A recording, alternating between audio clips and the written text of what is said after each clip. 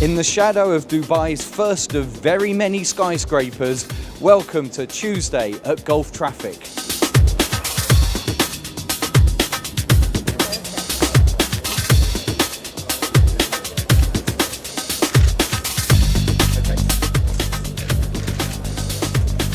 Now, Dubai has obviously come a long, long way since the World Trade Center behind me was the tallest building in the city. We've now got the tallest building in the world just down the road, which is the Burj Khalifa. But today is very much looking to the future rather than the past here at Gulf Traffic. And we're looking at ITS and big data. So I've been joined on the program by our keynote speaker in the conference today, who's Dr. Fethi Fileli, who's from QMIC. Thank you for joining us on today at Gulf Traffic. Tell me, what are you talking about today, please?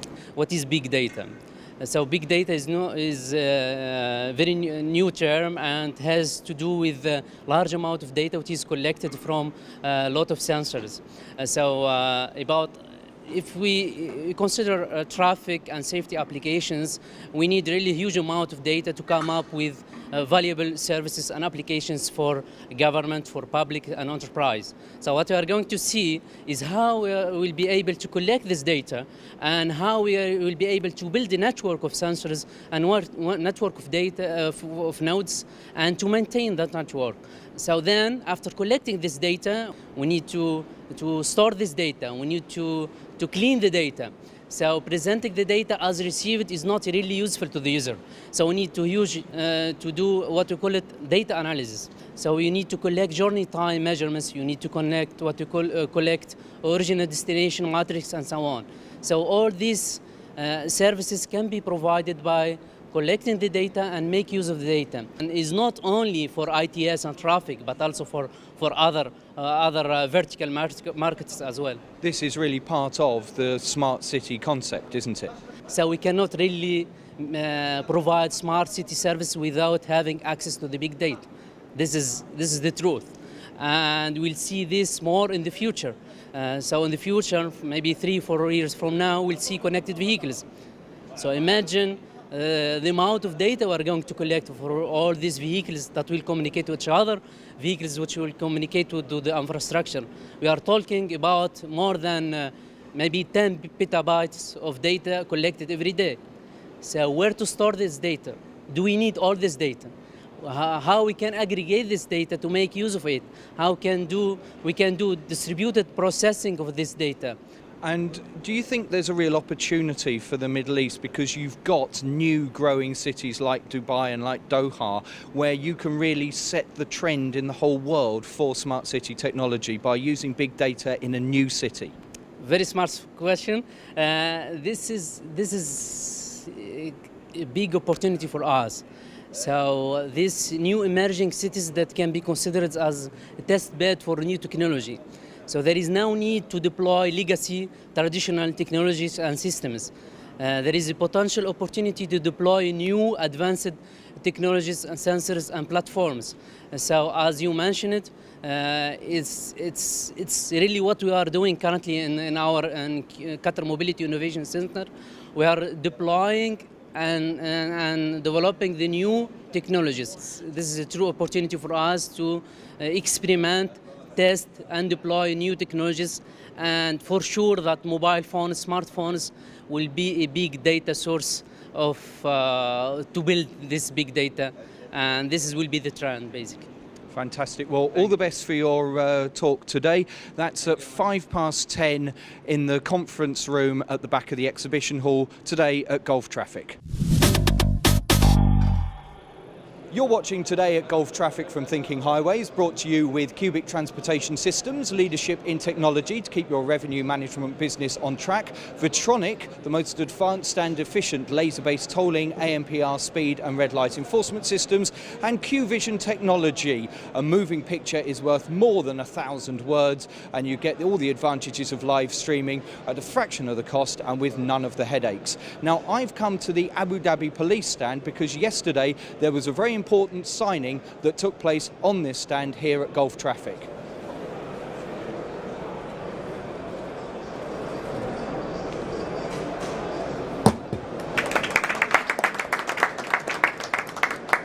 So let's talk to one of the men you saw there signing the MOU with Serco yesterday. It's Ibrahim Ramel, who is the CEO of Saeed, which is a company based in Abu Dhabi.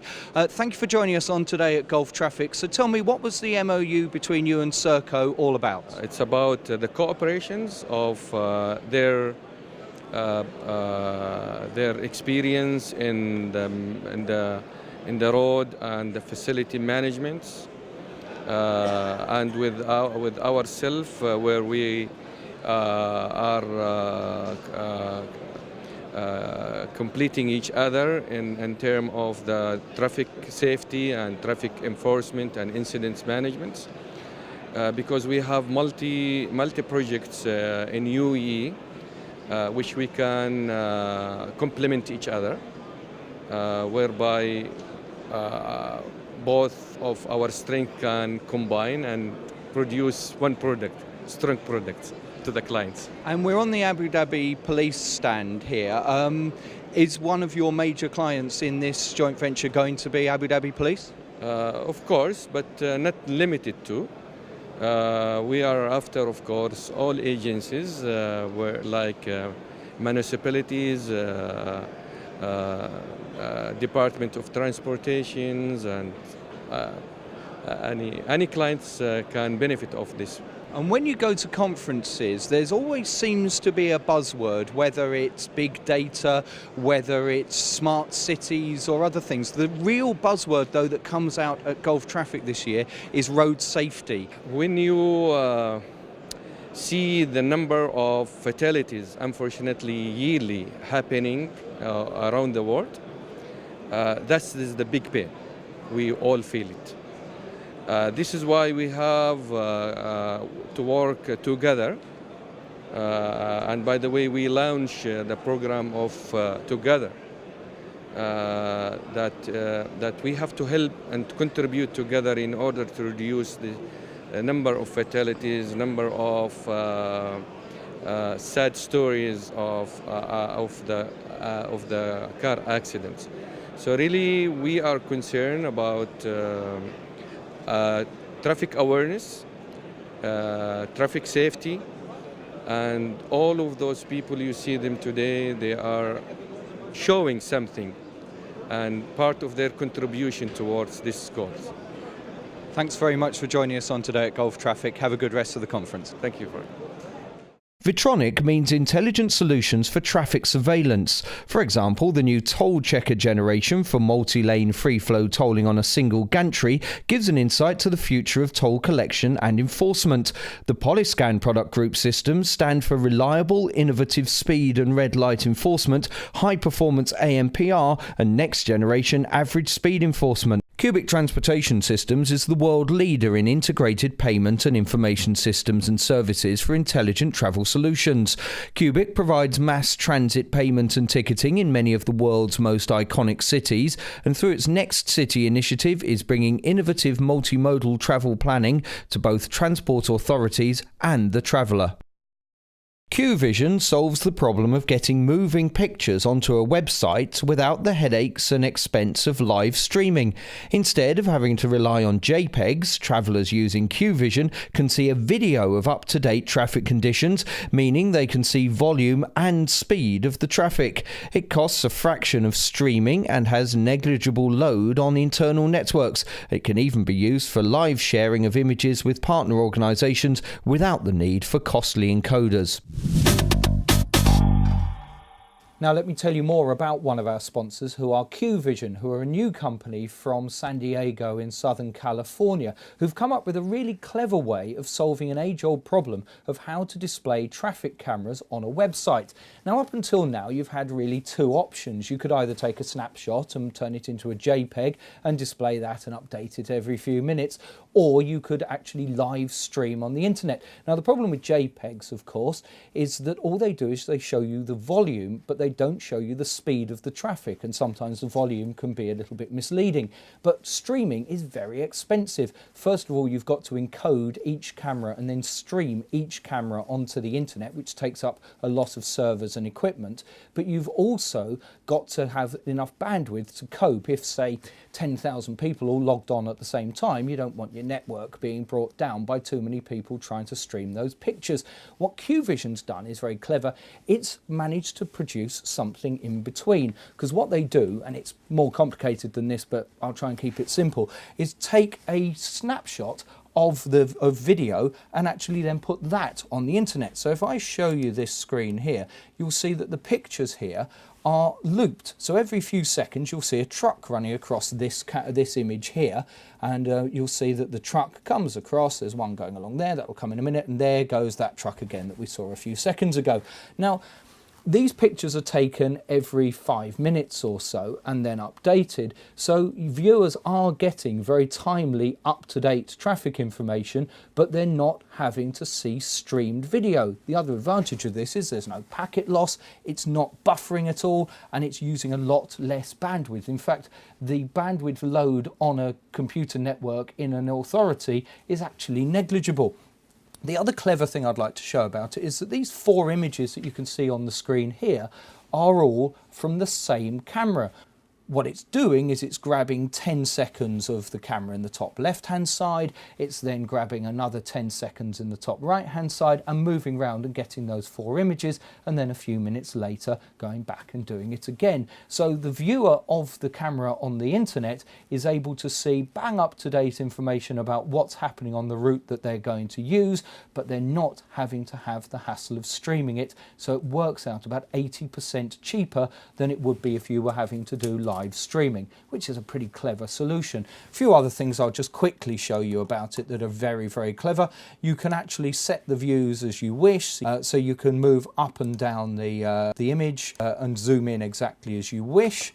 That's one thing you can do. You can also, if you don't like to look at the loop length being 10 seconds and you want them to be slightly longer, you could increase them all to 15 seconds. And that's going to then grab those next time it goes around grabbing them. You want maybe more often than 10 minutes, you might want them every 5 minutes. So you then update them to every 5 minutes and do that. Another clever thing it can do is share the images with another organisation. So you wouldn't send this out to a member of the public, but if you're a Department of Transportation and you've got your traffic camera but there's a crash and you want to show the police or the fire service what's happening at that point, you can just simply send them this and they can actually look at the image themselves in real time and see exactly what's going on, and then deploy the correct personnel to deal with that particular problem. So QVision, new company, qvisiontechnology.com, sponsoring today at Gulf Traffic. And if you're a transportation agency that wants to reach the public with traffic information, or you want to share your images far simpler, QVision are definitely worth a call. One of the really good things about Gulf Traffic is the fact that as well as the conference, there are free seminars for exhibition visitors. And remember, on the programme yesterday, we spoke to Richard Neumann from SWACO. Well, today we've got another of the seminar speakers with us. He's from Redflex, he's Peter Doletsky, and he joins us now. You're doing a seminar today, Peter. What's it about? My seminar is about the role of enforcement as a part of any integral traffic strategy.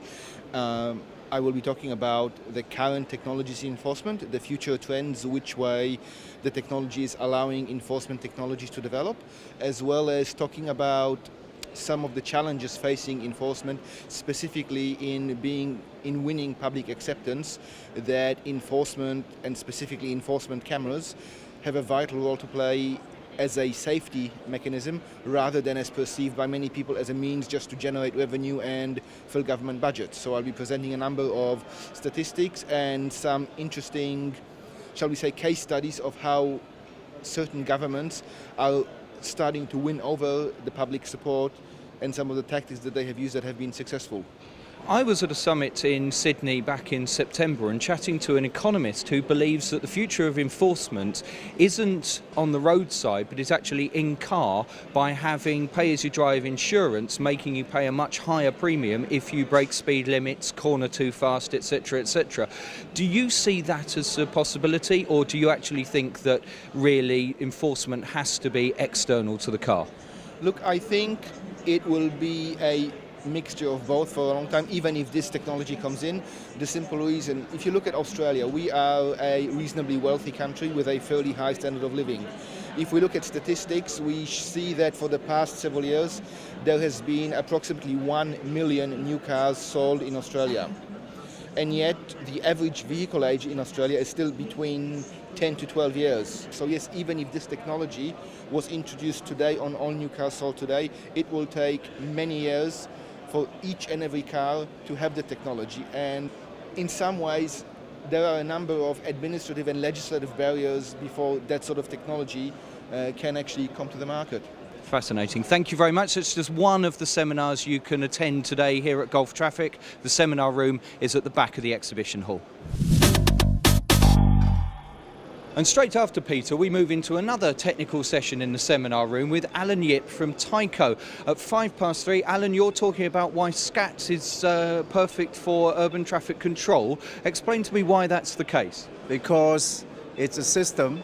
The system has the things that most customers will need for the traffic control applications. And is this a balanced view, or is it just a sales job for one of your products? Obviously, it's a balanced view, because firstly, I will be talking about the installed base of SCATs. Why we have so many people has chosen SCATs, and once they have chosen it, why would they continue to expand the system? The reason if they continue to expand the system, obviously, the system is performing for them. One of the things we were talking about earlier regarding Qatar is the fact that the Middle East is very much full of very new growing cities. Is the product one that can work equally in a brand new city as working with legacy systems in cities around the world? That's why SCATs is so well adopted by many countries, especially the developing countries, where the city infrastructure is changing all the time. The traffic network, the traffic volume is growing all the time. The reason SCAT is so good is because it's adaptive. It adapts to the traffic conditions. It generates a new traffic timing according to what it measures on the road. And remind us again what time you're talking today? It will be 3:05 today. Finally on today at Gulf Traffic for this Tuesday, I'm going to do my shameless plug for Thinking Highways magazine. Now remember, Thinking Highways is a global magazine but split into two. We have a North American edition and then we have a rest of the world edition, and so for advertisers and readers we've always got content that's interesting to you. And remember that Thinking Highways doesn't tell you what people are selling, it tells you what people are thinking. You can pick up a free copy of Thinking Highways magazine here in the exhibition hall, or if you're watching and you're not at Gulf Traffic, just go to thinkinghighways.com and sign up. There's a button in the top right hand corner of the website. Now, Thinking Highways first started back in the mid-2000s, as did one of the big companies now in ITS. They're called INRIX, and when I was very much involved in traffic information, INRIX were the new kid on the block. Now they're everywhere, and I've bumped into an INRIX executive right here in the exhibition hall who is an old colleague and friend of mine called Danny Woolard, and I've also been joined by Hicham, who works for Transpo. So Danny, explain to me what you two are doing together on this stand. Okay, Paul, nice to meet you again. So what we're doing here, Transpo and INRIX have signed a cooperation agreement to work together here in the Middle East. As you know, we're one of the largest and fastest growing big data companies globally, specializing in the traffic and transport industry. Currently live in 37 countries, and we're here launching our Gulf Traffic services with Transpo. Now, 2 years ago, I was here just as a visitor and delegate, and I was actually doing some consultancy work for a car company about live traffic information in the Middle East. There was hardly any of it. So what's changed in the last 2 years? I think the growth in sort of things like fleet telematics, ITS platforms that are being installed within government and authorities here. So there's more and more data becomes available. We make use of that data to create products out of our Fusion platform. And so, Hicham, tell me, what do you bring to INRIX and what does INRIX bring to Transpo? Well, it so happens, Transpo and INRIX are based in Seattle, Washington, so we are kind of, close in that regard. So we know that INRIX is a world leader in providing traffic information services. And Transpo Group is a US company that provides next generation ITS services in the region, with offices in Abu Dhabi, Riyadh, and Jeddah, and projects throughout the region as well. So we know the future is in data, big data, information dissemination to traffic, and giving drivers choices. Hicham, Danny, thanks very much indeed for joining us on today at Gulf Traffic. And that'll do it for Tuesday at Gulf Traffic. Thanks for watching. Tomorrow, no conference, it's just all about the exhibition. So we'll be looking around the exhibition at some of the must-see exhibits and people to talk to. Join me again tomorrow for Wednesday at Gulf Traffic.